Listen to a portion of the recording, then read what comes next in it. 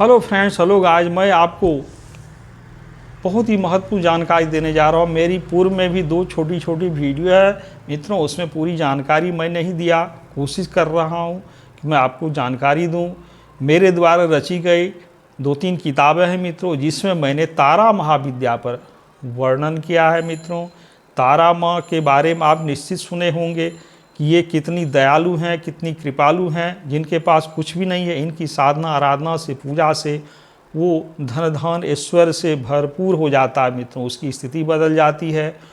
तो जैसे माँ नवदुर्गा का 9 रूप है मित्रों, हम लोग देखते हैं 9 रूप है माँ नवदुर्गा का मित्रों, ये 5 और ये 4, अर्थात नवदुर्गा कही गई, 9 रूप है उनका।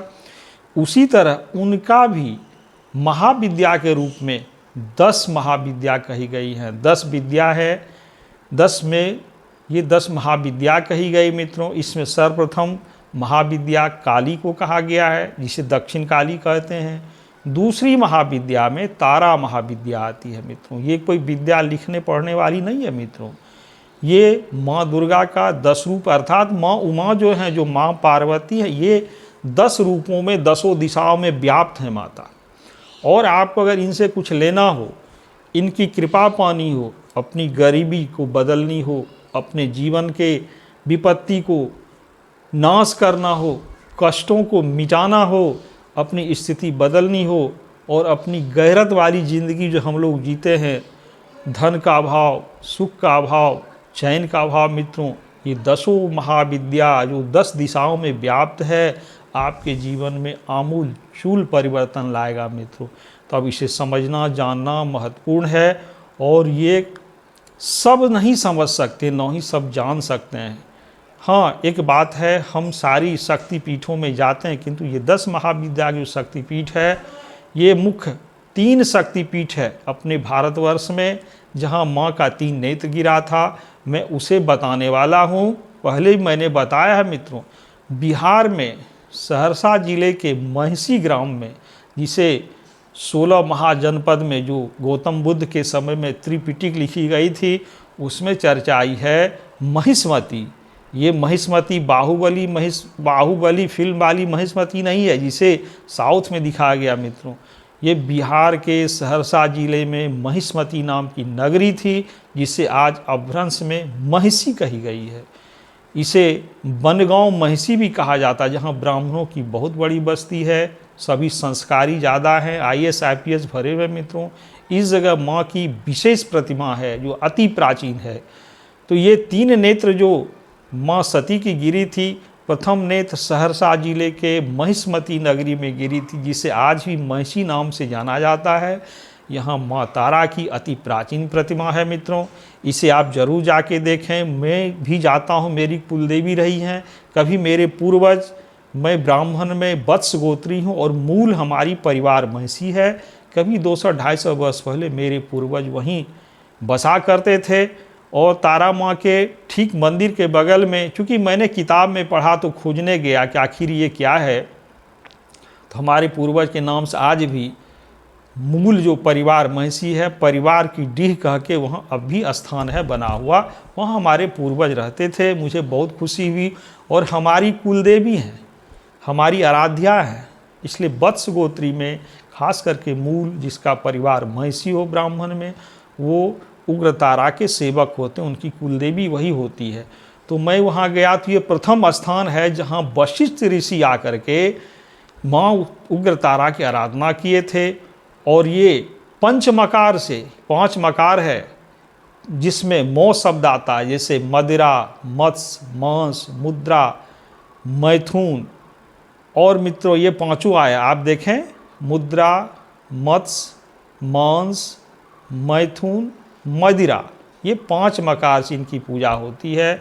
वशिष्ठ ऋषि वैदिक रीति से इनकी पूजा करते थे, किंतु उन्हें सफलता नहीं मिली। हजारों वर्ष उन्होंने साधना की। अंत में ब्रह्मा जी कहे कि तुम्हें वैदिक रीति से, अर्थात वैष्णव रीति से पूजा करने पर तारा की कभी सिद्धि नहीं होगी। ये शास्त्र कहता है। रुद्यामल तंत्र में आप पढ़ें, शारदा तिलक तंत्र में पढ़ें, शाक्त प्रमोद में पढ़ें, मंत्र महार्णव में पढ़ें, सबों में इस बात की चर्चा है। 100-200 श्लोक है जो शिव जी साक्षात लिखे हैं, ये मानी गई है।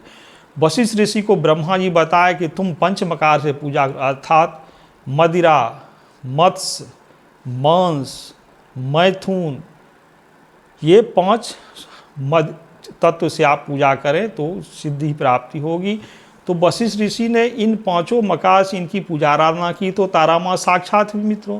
पहली आराधना उनकी सहरसा जिले में, जो बिहार का गौरव है, महिष्मती नगरी जिसे महिषी कही गई, वहाँ इनकी पूजा वशिष्ठ जी की है। दूसरी स्थान बंगाल के तारापीठ में प्रसिद्ध है मित्रों, जो बीरभूम जिला में शायद अब पड़ता हो।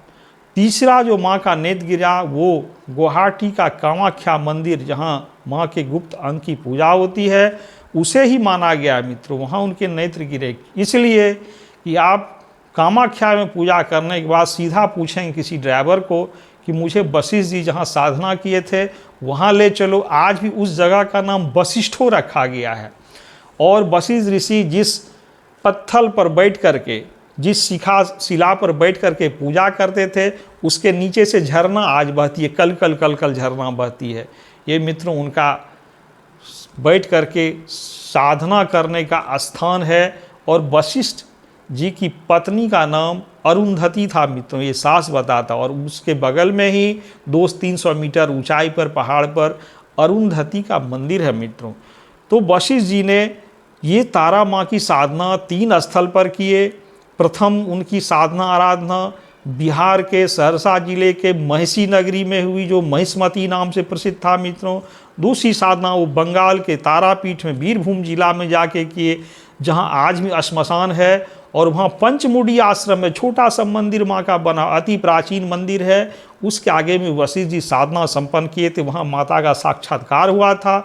उसी जगह बामा खेपा, जो रामकृष्ण परमहंस के समय में बहुत ही महान भक्त माँ तारा का हुए, जैसे काली माँ का रामकृष्ण परमहंस कलकत्ता में हुए, उसी समय बामा खेपा थे जो माता का साक्षात्कार रोज करते थे।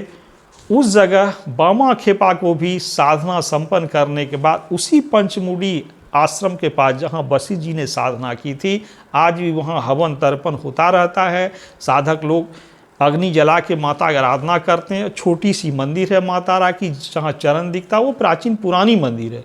किंतु उसके बगल में विशाल बहुत बड़ा बामा खेपा के समय में ही उस जगह के एक जमींदार थे, राजा थे, जिन्होंने माता का दिव्य मंदिर बनाया मित्रों, उसे आप देख सकते हैं। ये दूसरा स्थान वशिष्ठ जी के साधना का था, जो मेरा अध्ययन है, मैंने पुराणों में पाया है इसे और शास्त्रों में खोजा, रुद्रियाबल तंत्र में, शारदा तिलक तंत्र में, मंत्र महार्णव में, शाक्त प्रमोद मित्रों। इसके बाद तीसरी जो माँ कामाख्या का दरबार है, वहाँ माँ तारा का तीसरा नेत्र गिरा, वहाँ भी वशिष्ठ जी ने साधना संपन्न की। माता के गुहि मार्ग का, गुहि स्थान का पूजा तो होता है, गुप्त स्थान का मित्रों, जो किसी से छुपी नहीं है, बहुत कृपालु, लेकिन वो एक तारा भी कही जाती हैं, क्योंकि वशिष्ठ जी 3 जगह साधना किए, तीनों जगह पृथ्वी में यही है मित्रों। और ये इतना प्रभावशाली है, मैं आपको बता दूं, मेरी वीडियो लंबी हो रही, बट आप इसे सुने गौर करके। कहा गया है तारा माँ का स्तोत्र में, राम शक्ति राम रूपा राम रूपानु अनुरागनी, अर्थात राम की शक्ति तारा रही है, राम की शक्ति रही, राम की रूपा रही, राम की अनुरागनी रही, राम की आराध्या थी। और बलराम जो कृष्ण के समय में पैदा हुए, वो भी इनकी आराधना किए थे। इसलिए कहा गया है बलराम प्रभु पूजिता।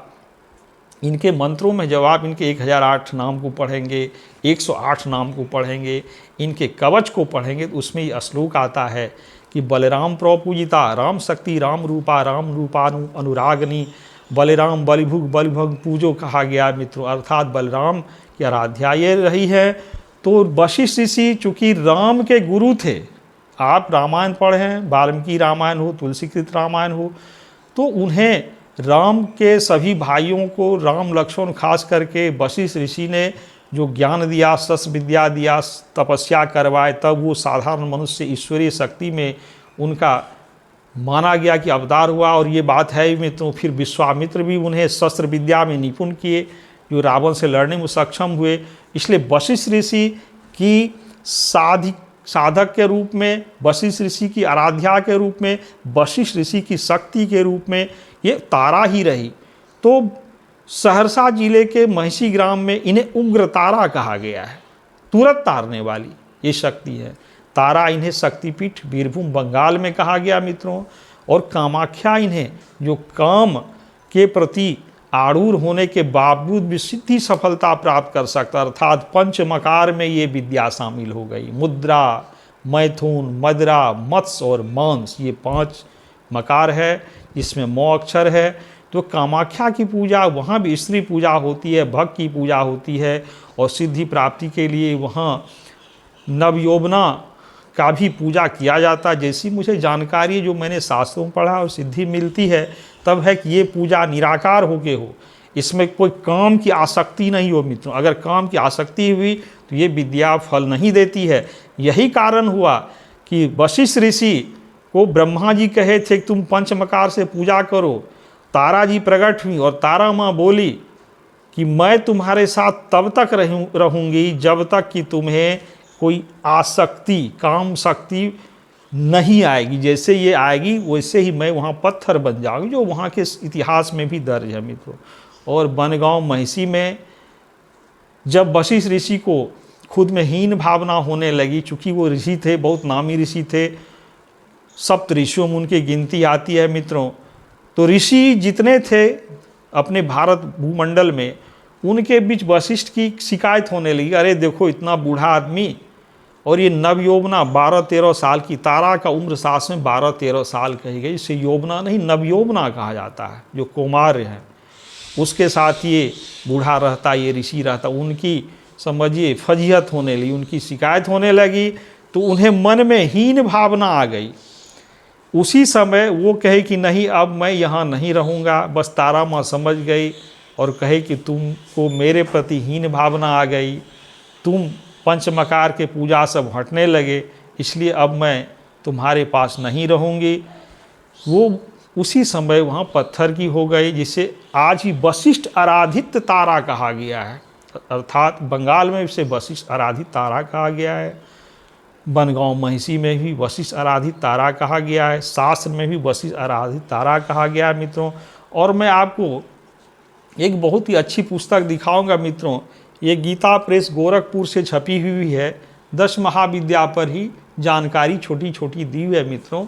इसमें जो तारा विद्या पर द्वितीय विद्या कही गई है, इसमें आप देखें माँ तारा का रूप कितना सुंदर और दिव्य दिया गया है मित्रों। ये आप देखें, गौर करें, मैं आपको देखने के लिए इन्हें ला रहा हूँ।